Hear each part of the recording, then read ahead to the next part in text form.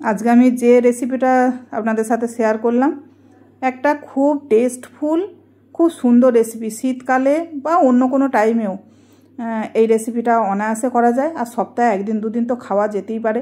আমাদের মতো যারা প্রসাদভোজী, মানে ভগবানের ভোগ গ্রহণ করি, বা যারা নিরামিষ খায়, তাদের জন্য তো একটা আদর্শ রেসিপি। তো আপনারা অবশ্যই এই রেসিপিটা বাড়িতে একবার তৈরি করবেন। হরে কৃষ্ণ, প্রণাম।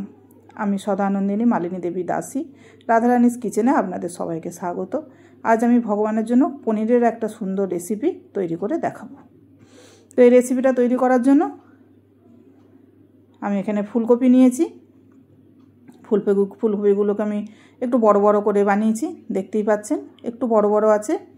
আর আমি ছোট ছোট দুটো ফুলকপি নিয়েছি। আর এখানে আলু নিয়েছি, আলুগুলোকে ডুমো ডুমো করে বানিয়ে আমি একটু নুন দিয়ে সেদ্ধ করে নিয়েছি, অল্প সেদ্ধ করেছি। আর পনিরকেও আমি দেখছেন কিউব কিউব করে বানিয়েছি, একটু বড় বড়ই আছে, একটু বড় পিস করেই বানিয়েছি। আর এখানে মশলার মধ্যে রেখেছি ধনে আর জিরে, গোটা ধনে গোটা জিরে, আর এখানে আদা আর কাঁচা লঙ্কা। এই ধনে জিরে আদা কাঁচা লঙ্কা আমি পেস্ট করব মিক্সিতে।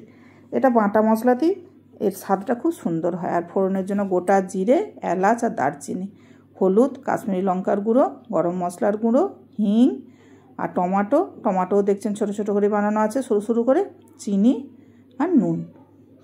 আর ঘি তো অবশ্যই লাগবে, মানে ঘি, নিরামিষ রান্না যেহেতু সেজন্য ঘি তো লাগবেই, মানে ঘি রাখা আছে। তো এবার আমি রান্নাটা শুরু করব। সেই জন্য তেল দিয়েছি। তেলে প্রথমে আমি অল্প একটু লবণ দিয়ে দেবো, যেহেতু আমি কপিগুলো ভাজবো, চারিদিকে তেলটা ছিটকাবে, সেই জন্য অল্প একটু লবণ দিয়ে দিলাম।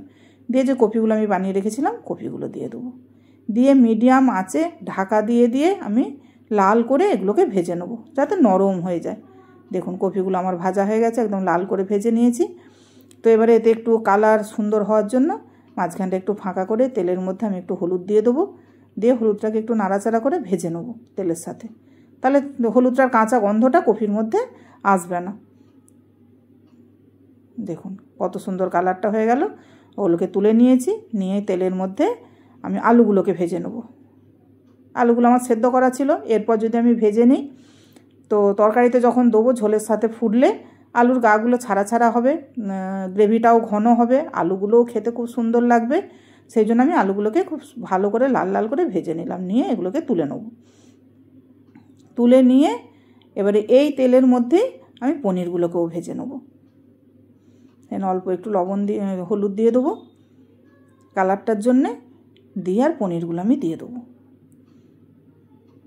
পনিরগুলো আমি খুব বেশি ভাজবো না, খুব বেশি ভাজলে শক্ত হয়ে যাবে, সেই জন্য অল্প একটু ভাজবো, ভেজে আর তুলে নেবো আমি। দেখুন ভাজা হয়ে গেছে কমপ্লিট, খুব বেশি আমি ভাজিনি। তো এটাকে গরম জলে ভিজিয়ে রাখা যায়, ভিজিয়ে রাখলে পনিরগুলো খুব নরম থাকে। আমার পনিরটা এমনিই খুব ভালো পনির একটা, এই পনিরটা আমাদের এখানে পাওয়া যায়, খুব নরম পনিরটা। তো আপনারা চাইলে ভিজিয়ে রাখতে পারেন গরম জল করে একটু লবণ দিয়ে। তো আমি ঝোলে আবার ফোটাবো, আর পনিরটা নরম বলেও আমি আর রাখছি না, আমি এমনিই রাখবো। তো এবার আমি মশলাটা কষাবো, সেই জন্য হিং দিয়েছি। আর যে গোটা জিরে, এলাচ, দারচিনি নিয়েছিলাম ওটাও দিয়ে দেবো। এলাচ দারচিনি দিলে কি হয়, একটা সুন্দর গন্ধ আসে তরকারিতে, গোটা গরম মশলার একটা আলাদাই গন্ধ হয়। তো এটাকে খুব ভালো করে ভেজে নেবো, যাতে একটা সুন্দর যখন গন্ধ বেরোবে, সেই সময় আমি যে মশলা বেটে রেখেছিলাম ওটা আমি দিয়ে দেবো। যে আদা, জিরে, ধনে, কাঁচা লঙ্কা যে পেস্ট করেছিলাম ওটা দিয়ে দেবো। দিয়ে কষিয়ে নেবো, সুন্দর করে কষাবো এটাকে। দেখুন এটা আমার কষানো হয়ে গেছে।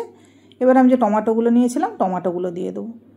দিয়ে এটাকেও একটু লবণ দিয়ে দেবো, যাতে টমাটোগুলো তাড়াতাড়ি নরম হয়ে যায়। তো এই রান্নাটা একটা খুব সুস্বাদু রান্না।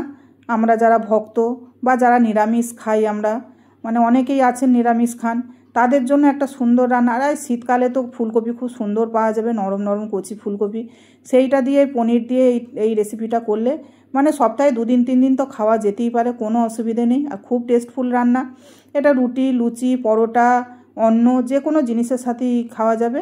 এবারে মশলাটা যখন টমাটোগুলো নরম হয়ে গেছে, এই সময় আমি হলুদ আর কাশ্মীরি লঙ্কার গুঁড়োটা দিয়ে দেবো। দিয়ে এটাকে আমি তেল ছাড়া পর্যন্ত কষাবো।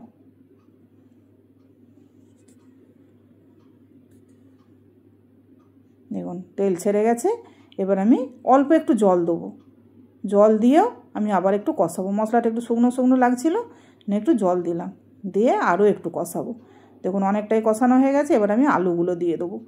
আলুগুলো দিয়ে মশলার সঙ্গে খুব ভালো করে নাড়াচাড়া করে নেবো, আর ফুলকপিগুলোও দিয়ে দেবো। দিয়ে আমি ভালো করে মশলার সঙ্গে মিশিয়ে ঢাকা দিয়ে 2 মিনিট আমি রান্না করেছি। দেখুন কষানোটা অনেক সুন্দর হয়ে গেছে। তো আমার এই সাধারণ রান্না, একদম ঘরোয়া রান্না, খুব সহজ পদ্ধতিতে আমি দেখাই। এই রান্না যদি আপনাদের পছন্দ হয় অবশ্যই আমার চ্যানেলটাকে ফলো করবেন, আর একটু লাইক, কমেন্ট আর একটু শেয়ারও করবেন, যাতে অন্যরাও যেন এই রান্নাটা দেখার সুযোগ পায় এবং সহজেই রান্না করতে পারে।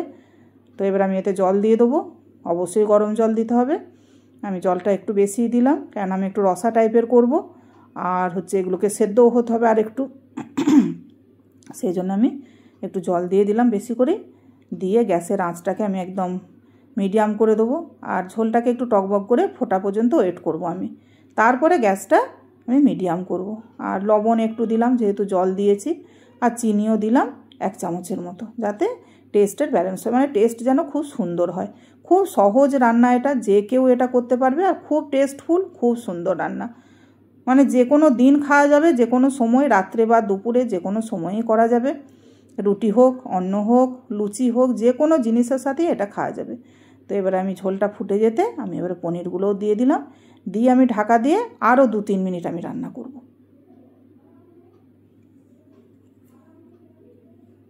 ঢাকা দিয়ে দেবো। দেখুন 2-3 মিনিট পরে কত সুন্দর হয়েছে দেখতে, দেখুন। এরপর আমি যে গুঁড়ো গরম মশলাটা রেখেছিলাম ওইটা দিয়ে দেবো, আর ঘিও দেবো এর সাথে। আমি একটু 1 চামচ মতো ঘি দেবো। কেন নিরামিষ রান্না মেনলি এই পনির, ফুলকপি, বাঁধাকপি এইসব জাতীয় সবজি রান্না করলে ঘি, গরম মশলা, চিনি অবশ্যই দিতে হবে, না হলে কখনোই এর টেস্ট সুন্দর হবে না। সেজন্য আমি 1 চামচ ভর্তি ভর্তি করে ঘি দিয়ে দিয়েছি। দিয়ে একবার টকবক করে ফোটাবো আমি। গ্যাসের আঁচ এখন বাড়িয়ে দেবো আমি একবার, বাড়ি দিয়ে খুব ভালো করে ফুটিয়ে নিয়ে তারপরে আমি গ্যাস বন্ধ করে দেবো। দিয়ে ঢাকা দিয়ে আমি 5 মিনিট ওয়েট করব। তারপর আমি ভগবানের জন্য রেডি করব। দেখুন কত সুন্দর ফুটে গেছে। এবার আমি গ্যাসটা বন্ধ করে দেবো। আর বেশি আমি ফোটাবো না, কারণ এখানে ফুলকপি, আলু সব সেদ্ধ হয়ে গেছে খুব সুন্দর, দেখতেই পাচ্ছেন। আলু তো সেদ্ধই ছিল, তারপরে ভেজেছি, আবার ঝোলের সাথে ফুটেছে প্রায় 10 মিনিট, সব কিছু সেদ্ধ হয়ে গেছে। এবার আমি ঢাকা দিয়ে রেখে দেবো 5 মিনিট রেস্টে। দেখুন 5 মিনিট পর ঝোলের কালার দেখুন কত সুন্দর হয়েছে, কি সুন্দর গা মাখা মাখা রান্না হয়েছে, প্রচণ্ড টেস্টফুল। তো আমি আপনাদেরকে বলবো আপনারা অবশ্যই একবার এই রান্নাটা করবেন। আমি ভগবানের জন্য প্লেট রেডি করে নিয়েছি। আজ আমি আলু ভাজা, ডাল আর এই ফুলকপির সবজি এই দিয়ে ভগবানকে নিবেদন করব। তো সেই জন্য আমি এতে তুলসী পত্র দেবো। হরে কৃষ্ণ। ভুল ত্রুটি হলে ক্ষমা করবেন। প্রণাম।